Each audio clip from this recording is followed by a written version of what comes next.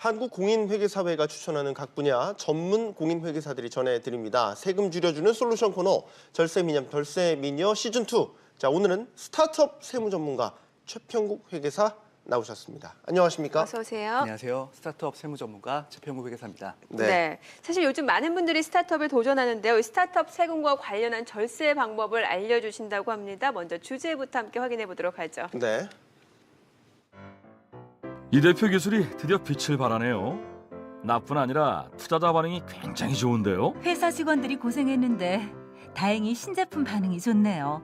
연구개발비로 얼마나 든 거예요? 신제품 나오기까지 한 3억 정도 쓴 것 같아요. 이제 계약도 많아지고 연구개발비는 뽑고도 남았겠는데요? 지난해 영업이익이 8억 정도 났는데 올해는 연구개발에 좀 더 투자하려고요. 이야, 시작한 지 2년 만에 대단한 성과인데요. 직원 수도 늘리고 사업도 확장해야 하는 거 아니에요? 안 그래도 올해는 직원을 좀 더 뽑고 동기부여 측면에서 스톡 옵션도 생각 중이에요. 그나저나 사업이 자리 잡기 시작한 건 좋은데 세금이 얼마나 나올지 걱정이네요. 요즘에 스타트업 투자하시는 분들이 꽤 되더라고요. 뭐 네. 클라우드 펀딩이라든지 그렇죠. 아니면 뭐 엔젤 펀드, 엔젤 투자 같은 것들을 통해서 이제 스타트업에 투자를 하시는 분들이 많은데 이익이 나면 좋지만 또 하나 고려해야 될 거, 이 내야 할 세금도 고려하지 않을 수가 없습니다. 회계사님, 네. 스타트업 투자 세금을 좀 줄일 수 있는 방법 있을까요? 먼저 이제 스타트업에 대해서 말씀을 드려야 되는데요. 네. 스타트업은 혁신적인 기술과 아이디어를 보유했지만 설립된 지 얼마 되지 않은 창업 기업으로서 대규모 자금을 조달하기 이전 단계의 초기 기업을 말합니다. 네. 이럴 경우에 만약 기술 기반의 스타트업이라면 벤처 인증을 획득해 법인세를 감면받고 동시에 R&D 세액공제를 신청하면 세금을 줄일 수 있습니다.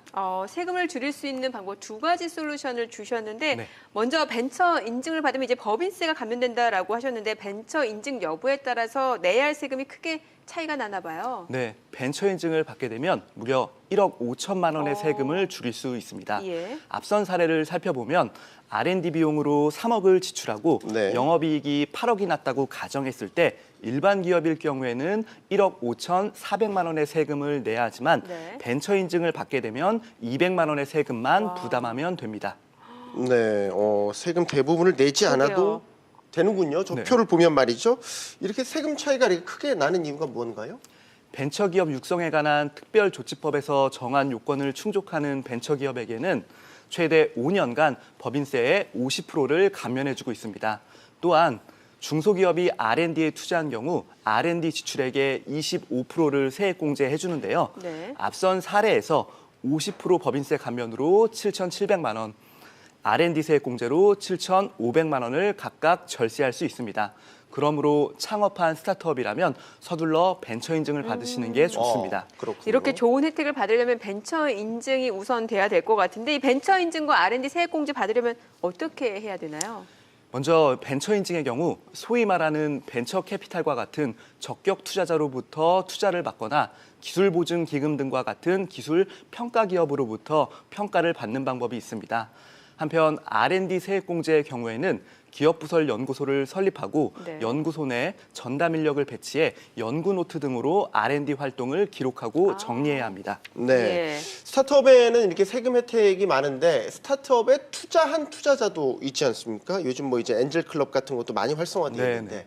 이 벤처기업의 투자를 고민하는 사람들에게도 도움이 될 사항이 있을 것 같습니다. 이들에 대한, 그러니까 투자자들에 대한 혜택은 어떤 게 있나요? 네, 정부는 투자 유치 활성화를 위해서 스타트업 투자자에게도 여러 가지 세금 혜택을 주고 있습니다. 네. 먼저 스타트업에 투자할 경우 일정 금액을 한도로 100%의 소득 공제가 가능합니다. 또한 네. 투자자가 보유한 스타트업 주식을 매도할 때 양도세를 납부하지 않아도 됩니다. 물론 모든 스타트업 투자에 대해서 소득공제나 양도세 비과세가 적용되는 것은 아니기 때문에 네. 요건에 해당되는지 꼼꼼히 살펴봐야 합니다. 스타트업 투자 활성화를 위한 굉장히 좋은 유인책으로 보이는데, 자, 스타트업, 벤처 기업과 투자자에 대한 세금 혜택을 알아봤는데, 자, 그렇다면은 이 스타트업에서 실제로 일하는 근로자에 대한 세금 혜택은 따로 없나요? 네, 있습니다. 예. 스타트업에서 일하는 근로자 역시 여러 가지 세금 혜택이 있습니다. 네. 먼저 연말정산 때 적용되는 중소기업 취업 근로자에 대한 소득세 감면 규정이 있는데요. 중소기업 규모 요건을 충족한 회사의 근로자는 150만 원 한도 내에서 70%의 소득세가 감면됩니다. 네. 또한 자금이 넉넉하지 않은 스타트업이 인재를 확보하기 위한 수단으로 활용되는 게 스톡옵션인데요. 근로자가 받은 스톡옵션을 행사 시점이 아닌 실제로 돈이 들어오는 주식 양도 시점에 과세하는 2월 규정이 있습니다. 네. 이러한 세금 혜택을 적용받기 위해서는 관할 세무서에 신고가 필요하며 규정이 좀 복잡해 실제로 적용이 가능한지 여부에 대해서는 역시 꼼꼼한 검토가 필요하겠습니다. 네. 네.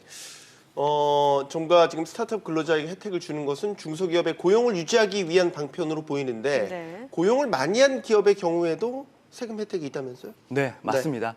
정부는 고용을 늘린 기업에 대해서도 세금 혜택을 적용해주고 있는데요. 네. 먼저 현재 고용 수준을 유지한 상태에서 특정 자산에 투자한 경우 투자액의 최대 3%까지 세액공제가 가능합니다. 네. 또한 상시 근로자 수가 증가한 경우에는 증가한 인원 1인에 대해서 최대 1,200만 원의 세액공제가 가능하며 사회보험료 납부액에 대한 세금 혜택 역시 지원해주고 있습니다.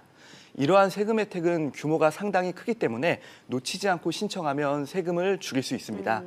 한 가지 주의할 점은 고용 창출과 관련돼 세금 혜택을 적용받은 기업은 향후 일정 기간 동안 늘어난 고용 수준을 유지해야 한다는 것입니다. 네. 만약 상시 근로자 수가 줄어들게 되면 기존에 받았던 세금 혜택에 가산세까지 더해서 세금을 납부하셔야 합니다. 네. 고용 수준을 유지해야만 세금 폭탄을 피할 수 있다라는 점도 주의를 하셔야 될 것 같은데, 자, 그런데 사실상 대부분의 스타트업은 초기에는 손실이 나는 경우가 많지 않습니까? 그렇기 때문에 더더욱 이 스타트업들이 세금과 관련해서 주의할 사항이 있을 것 같아요.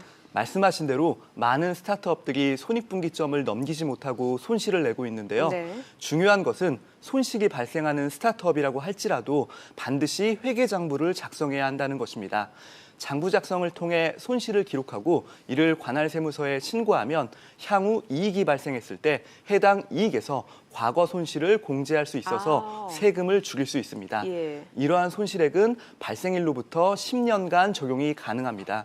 또한 장부를 작성하면 재무제표를 만들어서 정부 지원이나 투자 유치 등에도 활용할 수 있으므로 창업한 스타트업이라면 반드시 회계장부를 작성하셔야 합니다. 네. 네. 스타트업 하시는 분들은 네, 이 장부 작성도 그렇죠. 꼼꼼하게 해야 된다라는 점 강조를 해주셨는데, 자, 최종적으로요, 스타트업 절세 솔루션 마지막으로 정리를 해주시죠. 네. 먼저 기술 기반의 스타트업이라면 벤처 인증을 획득하고 R&D 지출 관련 증빙을 잘 구비해서 50%의 법인세 감면과 R&D 지출액의 25%의 세액공제를 적용받으셔야 합니다.